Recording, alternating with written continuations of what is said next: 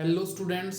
बेटा जो 8th class का चैप्टर हम पढ़ रहे थे रिप्रोडक्शन इन एनिमल्स, उसका जो थर्ड पार्ट है, लास्ट पार्ट, वो देखते हैं।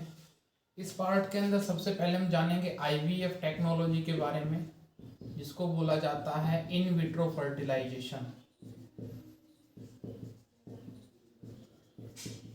आपने टेस्ट ट्यूब बेबी के बारे में कभी सुना होगा, इसके बारे में अभी हम स्टडी करेंगे। कभी कभी क्या होता है, जो हमने फीमेल रिप्रोडक्टिव सिस्टम पढ़ा था, ठीक है, उसके अंदर इस टाइप से जो सिस्टम था, यहाँ से ओवेरी थी और जो मैच्योर एग थे या ओवम थे वो रिलीज होके यहाँ पर फैलोपियन ट्यूब के अंदर या फिर ओविडक्ट यहाँ पर पहुँचते हैं। यहाँ पर स्पर्म पहुँच के और इसके साथ फ्यूजन होता है, उसका फर्टिलाइजेशन प्रोसेस होती है। कभी कभी क्या होता है, ये फैलोपियन ट्यूब है या ओविडक्ट जिसको बोलते हैं, ये ब्लॉक हो जाता है। अब ब्लॉक हो जाएगा तो वापस स्पर्म पहुंच नहीं पाएंगे, फर्टिलाइजेशन प्रोसेस हो नहीं पाएगी, ठीक है। तो जो डॉक्टर्स हैं वो क्या करते हैं, जैसे कि मेल फीमेल हैं, हस्बैंड वाइफ की अगर हम बात करें, उनको अगर एक बच्चे को जन्म देना है, ब्लॉक्ड ओविडक्ट है, तो क्या सॉल्यूशन करते हैं डॉक्टर्स, लेप्रोस्कोपी की हेल्प से यहाँ से क्या करेंगे, कट करके जो मैच्योर एग है, ओवम है, वो निकाल लेंगे और साथ में जो हस्बैंड है उससे सीमन के रूप में जो स्पर्म है वो प्रोवाइड करवा लेंगे। अब स्पर्म और ओवम को वो एक ट्यूब के अंदर मिक्स कर देते हैं, जहाँ पर फर्टिलाइजेशन प्रोसेस हो जाएगी सीमन के रूप में, जहाँ पर स्पर्म प्रेजेंट है, ठीक है, और ओवम को यहाँ पर छोड़ देंगे और उनको मिक्स करेंगे। यहाँ पर फर्टिलाइजेशन की प्रोसेस हो जाएगी, जायगोट की फॉर्मेशन हो जाएगी। करीब 5 दिन या 1 वीक के बाद वापस से, जैसे कि हमने पिछले ही वीडियो में देखा था, वापस से उसको उसके यूटेरस के अंदर इम्प्लांट कर देंगे, ठीक है। जो एम्ब्रियो क्रिएट हुआ जायगोट सिंगल सेल का, उसके बाद जो सेल्स मल्टीप्लाई हुई वहाँ पर और जो एम्ब्रियो की फॉर्मेशन हुई है उसको यूटेरस के अंदर इम्प्लांट कर देंगे, वोम के अंदर इम्प्लांट कर देंगे और फिर जैसे कि नॉर्मल प्रेगनेंसी होती है उसकी तरह वो बच्चा है, उसके अंदर डेवलपमेंट होगा, ग्रोथ होगी, ठीक है, और एम्ब्रियो से फीटस बनेगा और उसके पार्ट्स हैं, ठीक है, सभी ऑर्गन है वो प्रॉपर एक तरीके से ग्रो कर जाएंगे और वो एक नॉर्मल बच्चे की तरह जन्म लेता है।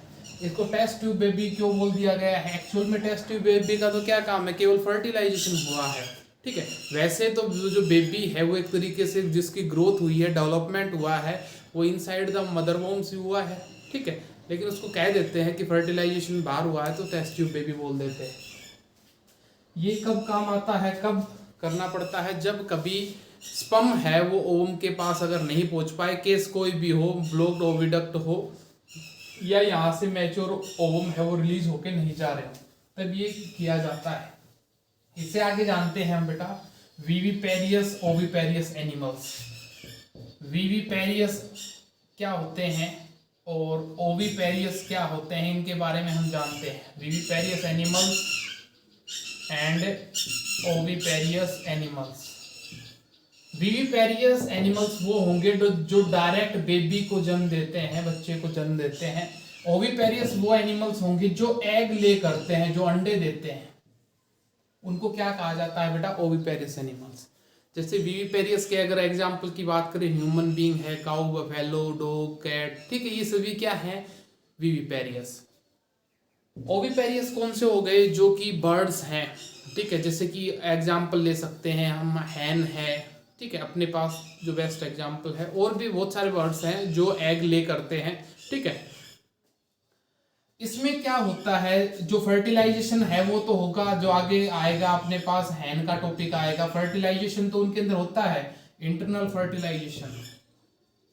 इंटरनल फर्टिलाइजेशन हैन के अंदर होता है और साथ में जब वो फर्टिलाइजेशन हो चुका होगा, स्पर्म ओवम जुड़ चुके होंगे, जाइगोट की फॉर्मेशन होगी और धीरे धीरे एम्ब्रियो बनता है, तो एम्ब्रियो कहाँ पर इम्प्लांट हो जाता है? यूटेरस के अंदर। और यूटेरस के अंदर जब एम्ब्रियो जो होगा उसके अराउंड एक हार्ड सेल है वो क्रिएट हो जाती है, जिसको एग सेल बोलते हैं, और वो उस एम्ब्रियो को प्रोटेक्ट करती है, ठीक है। और वो हार्ड सेल के साथ है वो एग ले कर देती हैं, अंडे दे देती हैं, और उनको क्या किया जाता है, अब वो एम्ब्रियो है, फीटस के रूप में नहीं है, जिसके जो पार्ट्स है वो वेल डेवलप नहीं है, उनकी अच्छे से ग्रोथ नहीं हो रही होती है, ठीक है। तो अब क्या करती है, जैसे कि एग है, उसके अंदर जो एम्ब्रियो पार्ट है, तो हैन क्या करेगी, इसको वार्मथ प्रोवाइड करवाएगी, एक तरीके से गर्मी प्रोवाइड करवाएगी, इसके ऊपर बैठती है, ठीक है। उसको प्रोसेस को बोलते हैं हैचिंग, ठीक है। और करीब 21 डेज के बाद ये हैचिंग कंप्लीट हो गई होती है, ये एम्ब्रियो फीटस के रूप में चेंज हो गया होता है, जिसके पार्ट्स है वेल डेवलप हो गए होते हैं, और वो फिर ऑटोमेटिकली यहाँ से जो एग सेल है वो ब्रेक हो जाती है, और वहां से जो चिकन है वो बाहर आ जाता है। ये है प्रोसेस जो एग ले करते हैं उनकी। इससे आगे एक प्रोसेस जानते हैं, प्रीवियस क्लासेस में आपने पढ़ी होगी, फाइबर टू फैब्रिक वाले चैप्टर में, नहीं पढ़ी होगी देख लो, मेटामॉर्फोसिस। मेटामॉर्फोसिस प्रोसेस क्या होती है बेटा, एक सीरीज होती है ट्रांसफॉर्मेशन की, from immature to adult, series of transformation in animals from immature to adult. मतलब कि एग्जाम्पल की बात करें, ट्रांसफॉर्मेशन हो जाता है जब वो इनिशियल स्टेज में रहेंगे और उनकी जो एडल्ट यानी कि फाइनल स्टेज होती है, उनके बीच में बहुत ज़्यादा डिफरेंस होता है स्ट्रक्चर का। जैसे कि ह्यूमन बीइंग की बात करें, बच्चा होता है, उसके हाथ पैर सेम उस टाइप के होते हैं, ठीक है, तो इतना स्ट्रक्चर का डिफरेंस नहीं है, वो ग्रो है वो ज़्यादा कर पाएगा, ठीक है। लेकिन कई कई जगह पर, जैसे कि एग्जाम्पल ले हम फ्रॉग का, यहाँ पर क्या होता है, इनिशियल स्टेज तो उसकी एग है, और एग के बाद लार्वा स्टेज जो होती है, इस टाइप की स्टेज जिसमें उसके टेल होती है, पूंछ होती है, ठीक है, इसको टैडपोल बोलते हैं। और इसके बाद जो एडल्ट फ्रॉग होता है,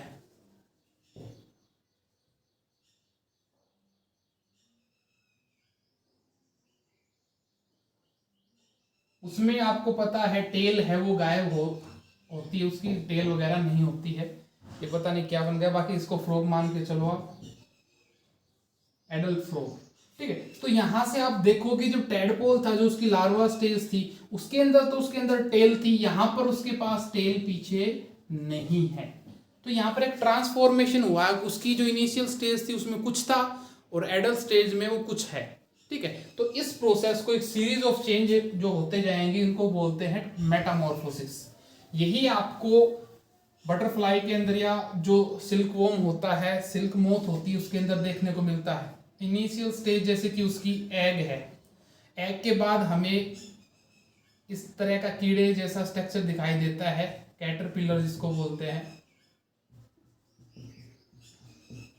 कैटरपिलर के बाद उसकी स्टेज होती है प्यूपा, शंख जैसा थोड़ा सा दिखाई देता है इस टाइप से, ठीक है। और प्यूपा के बाद उसकी जो स्टेज होती है,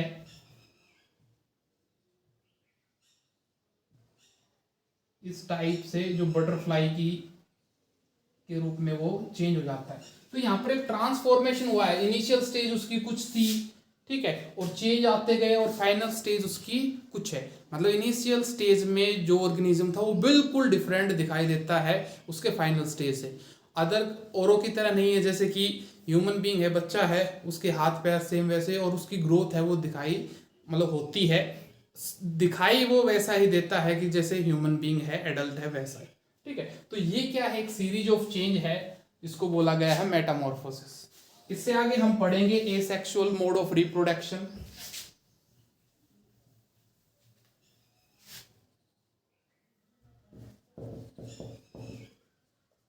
एसेक्सुअल रिप्रोडक्शन, एसेक्सुअल रिप्रोडक्शन में आपको पता है, पहले भी हम डिस्कस कर चुके हैं, the production of new organism, the production of new organism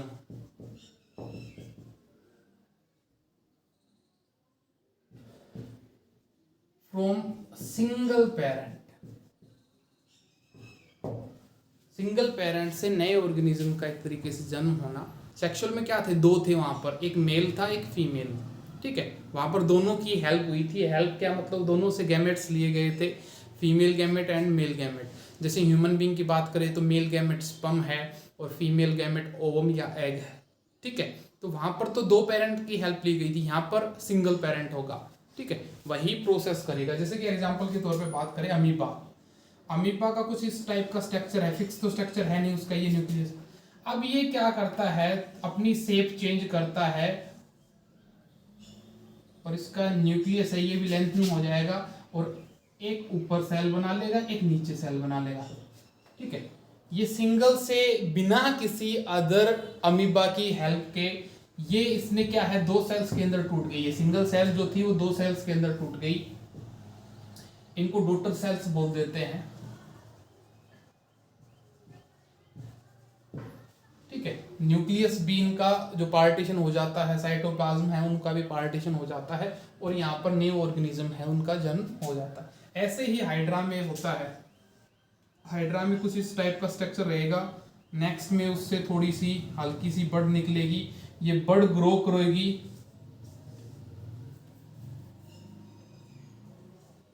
और ये बाद में यहां से डिटैच हो जाएगी। ये अलग ऑर्गेनिज्म की तरह बिहेव करेगी और ये अलग, इस टाइप से, ठीक है। इससे आगे हम देखेंगे क्लोनिंग के बारे में।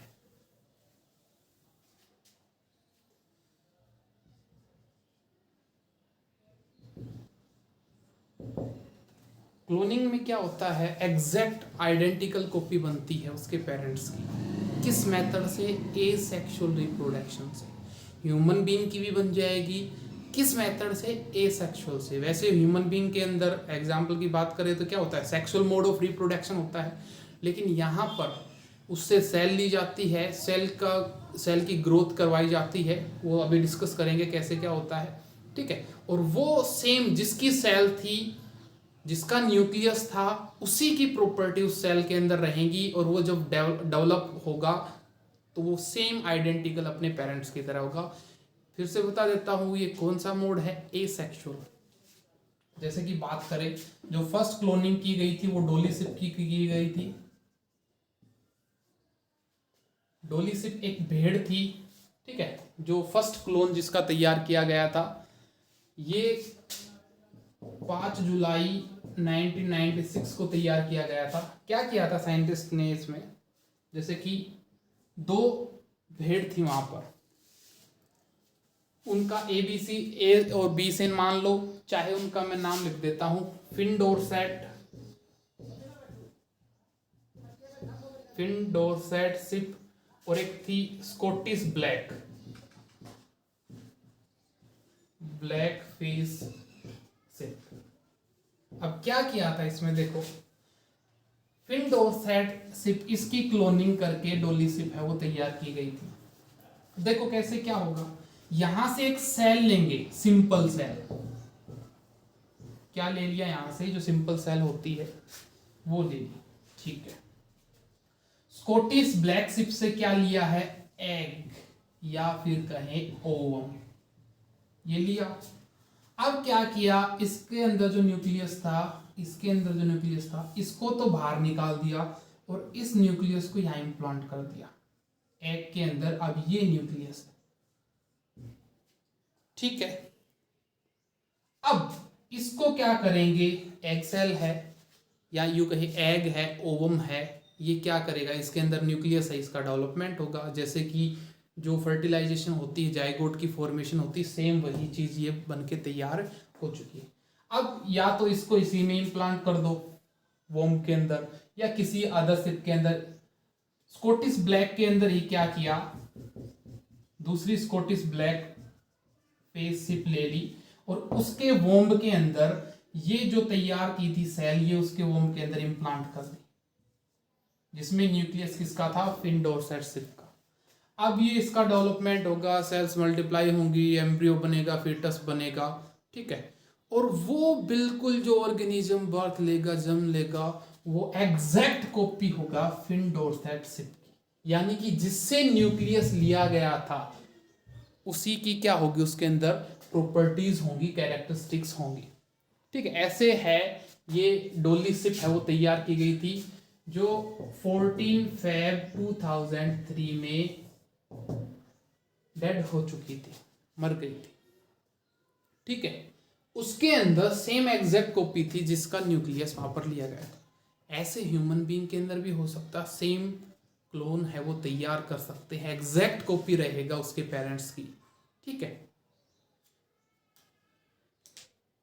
इसके फायदे क्या हो सकते हैं क्लोनिंग के? मान लो एक गाय है अपने पास जो अच्छा दूध देती है, ठीक है, शानदार दूध है उसका, ठीक है, उसके अंदर जो घी बोलते हैं देसी घी, उसकी भी एक तरीके से क्वांटिटी उसके मिल्क के अंदर पूरी है। तो अब उससे उसका जो क्लोन तैयार करवाएंगे उसके अंदर भी वो कैरेक्टरिस्टिक्स होंगी, प्रॉपर्टी होंगी, खूबियाँ होंगी वो। ठीक है, तो यहाँ पर ये क्लोन है बेनिफिशियल है। डिसएडवांटेज क्या है इसका? एक तो जब क्लोनिंग करते हैं तो रेयर चांस ये होते हैं या कम चांस होते हैं कि वो ऑर्गेनिज्म है वो तैयार हो पाए, या फिर वो बर्थ ले लेता है तो वो कुछ दिनों तक या कुछ महीनों तक ही आसानी से जी पाता है, बाकी वो मर जाता है। ठीक है, तो मतलब क्लोनिंग के दौरान भी ज़्यादा मतलब उनके जीवित रहने के चांसेस कम होते हैं। ठीक है, तो ये चैप्टर आपका कंप्लीट है बेटा, आपको चैप्टर रिवाइज करना है। Thank you.